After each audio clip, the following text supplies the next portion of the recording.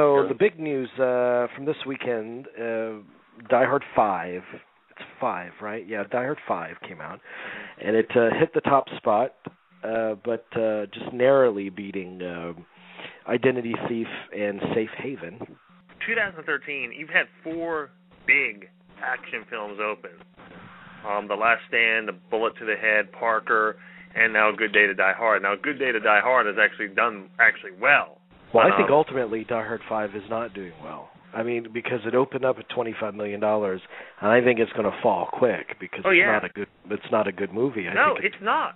It has the same problem Taken 2 has, maybe even worse. It just feels like, it doesn't even feel like it's John McClane. It just feels like it's Bruce Willis in those wine cooler ads that he used to do during moonlighting or whatever. It doesn't even feel like a Die Hard film. It feels rushed. It feels like an afterthought. I mean, it does feel like completely half-hearted, and they've lost track of what made John McClane kind of the working-class, reluctant hero.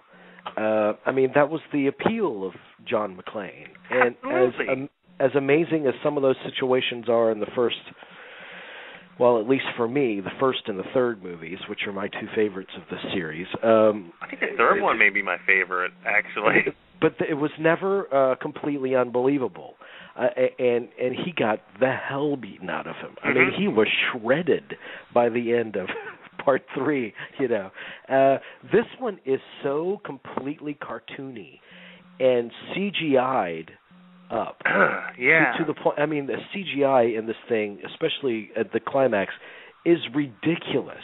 And I was like, am I really seeing that they're doing this to a Die Hard? And Willis, it seems like, could not care less about the legacy that he helped create. And let's be honest, Die Hard, when it came out in '88, no one expected anything from it.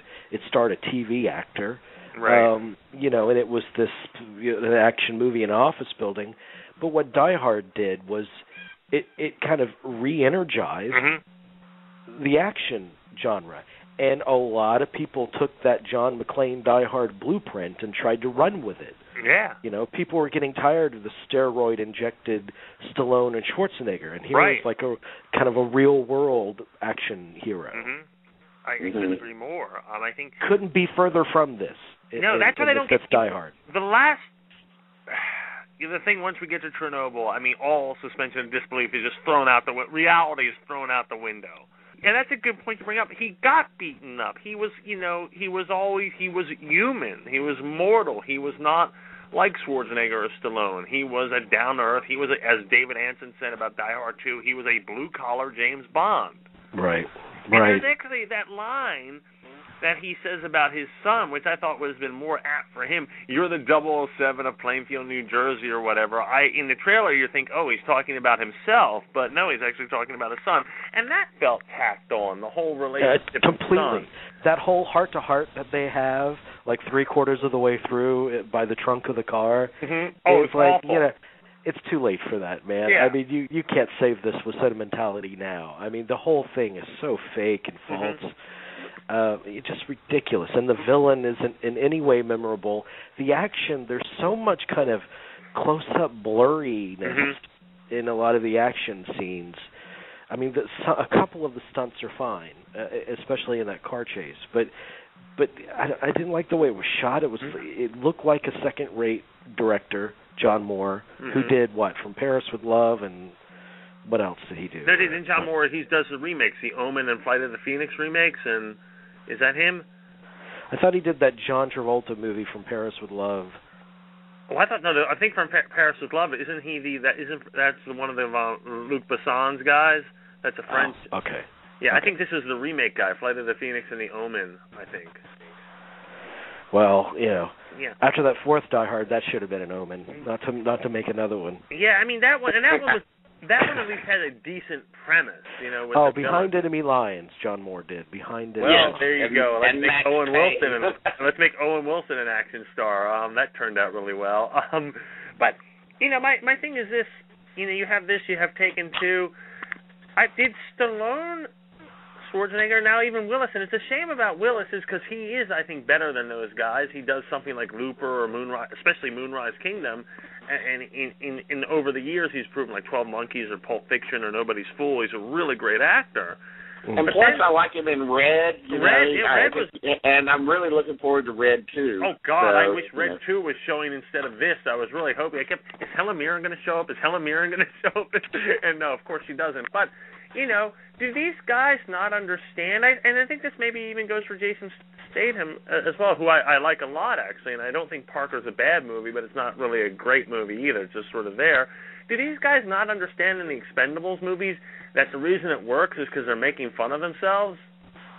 Mm-hmm. Are they not aware that that's really the charm of those movies, and then they go... Well, I mean, is there ever a sense in the new Die Hard movie that they're making fun of Die Hard or anything? I mean, is there any... I think you're giving them too much credit. Well, okay. whatever attempts at humor are in the film, and it has the typical one-liners and that kind of thing. Yeah. It's completely dead. I mean, completely flat. No laughs land. You're bored. The one-liners don't even make any sense.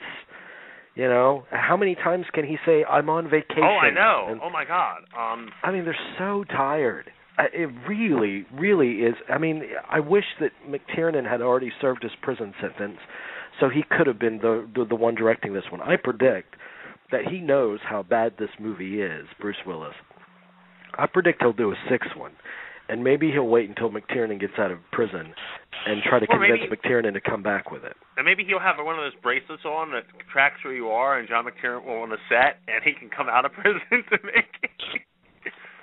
Because McTiernan is a real special... He's actually a very special director. Yeah, no, I agree. I think so. And even with the last one, look, the last one is only good because it's been such a long time since the last Die Hard. You're happy to see McClane, but, you know... Let's be honest. And think about Die Hard, you think about the first three. You're not going to think about the fourth one even. You're not, and even though the fourth one does, you know, he's an interesting villain. The guy from Justified, who I like a lot, Timothy Olyphant.